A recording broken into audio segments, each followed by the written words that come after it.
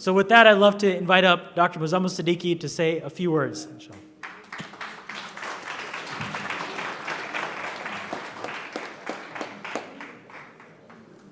السلام عليكم ورحمة الله وبركاته. الحمد لله والصلاة والسلام على رسول الله وعلى آله وصحبه ومن والاه. Great man, beautiful man. I'm so honored to be here. Very pleased, mashallah, to be in the company of our dear brother, Dr. Mustafa. Love you and respect you and honor you, mashallah. The testimonials that we heard here this evening, and they're all speaking about your personality, about your contribution, and the love of the people for you. You know, Rasulullah sallallahu alaihi wasallam said in one of the hadith, إن الله إذا أحب عبدا نادى جبريل وقال إن الله يحبه أنا أحبه فلان فأحبه. Allah subhanahu they called Jibreel alayhi salam and say, I love so and so, so love him. So Jibreel loves him. And then he called other angels and say, Allah loves Quran, so and so, so love him. And all the angels love him. And then after that, the love is sent for him on the earth among the people.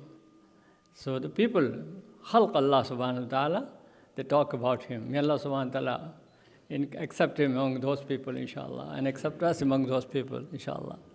So he's a pioneer, mashallah, a great leader, alhamdulillah. When I came in 1981, he came soon to meet me at the Islamic Society of Orange County. And then in 82, when they opened the Islamic Center of Riverside, he invited me to come in the opening ceremony. I remember at that time, to come and participate. There was some conference, a small conference at that time, and then also the program. Participated in that, alhamdulillah. And then ever since, alhamdulillah, I've been meeting, and he's been very kind, very respectful. Later I learned that I'm older than him, but that's why. But alhamdulillah, we have been friends to each other, alhamdulillah. And he's a pioneer, mashallah, established centers. He went for a few years to Riyadh, Imam Muhammad University, taught there, and then he came back to the roots in Riverside, and continued his work. He participated with us in Shura Council, he participated with us in a number of other programs. And we had mutual friends, Dr. Mahir Hatut, rahimahullah, Dr. Ahmad Saqar, rahimahullah, and a number of other brothers and pioneers of the community. So we are very pleased that, mashallah, that you have contributed so much. May Allah give you long life and good health, inshallah, and you bless your family, everyone, inshallah. Nice to hear Muhammad, your son, is speaking, mashallah, and everyone. Your contribution for building the community, not only Muslims, but also is done a lot of work in the interfaith community. I participated in some programs where the interfaith people of Riverside were invited to participate in that, mashallah. And they all have respect for him. That's the kind of personality, that's the kind of leadership that is needed very much. So may Allah bless you for your work, for you have done. And inshallah, this endowment idea is an excellent idea, inshallah. I hope it will continue and it will grow. And a lot of people will benefit, inshallah. So as we are celebrating, as the world, world of Islam is celebrating the situation in Syria, inshallah, the liberation of the people, alhamdulillah, the downfall of the tyrant, alhamdulillah, alhamdulillah, we are in the same way. We are celebrating a great personality here, inshallah. So thank Allah subhanahu wa ta'ala for that. Thank Allah subhanahu wa ta'ala for what happened in Syria, and we hope that, inshallah, the people will benefit and continue. There will be stability and the peace and tolerance and working together and progress in that land. And alhamdulillah, we are enjoying here too also in our communities. May Allah bless our communities. May Allah bless all of us, inshallah, and keep us on the right path. Barakallahu feekum. Assalamu alaikum wa rahmatullahi wa barakatuh.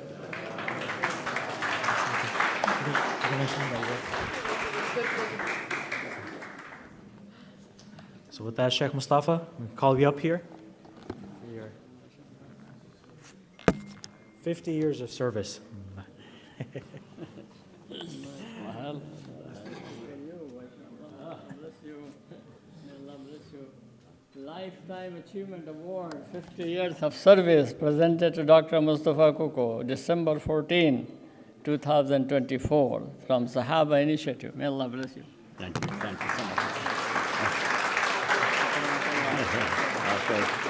Thank you, my brother. Thank you. Barakallahu feekum.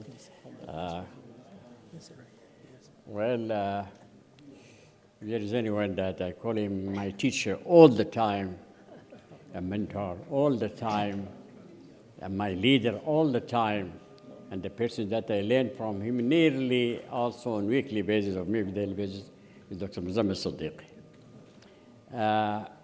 I was doing Umrah in 1981.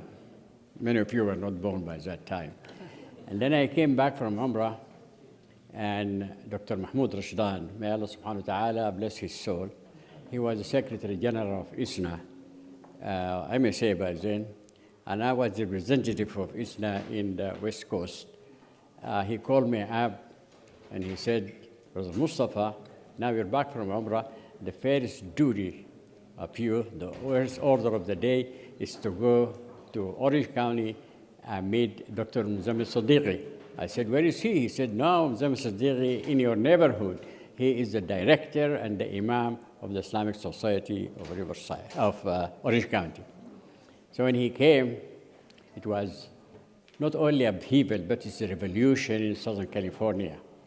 Dr. Siddiqui actually made the Orange County Islamic Society the largest Islamic society in the country, in all over America. His presence is felt everywhere. He started the first one here for us in California to start a radio program for Islam and Muslims, And then he started teaching around, And my office was in Orange County by then, and sometimes I go to pray with him. Every time I listen to his khutbah, I get something new.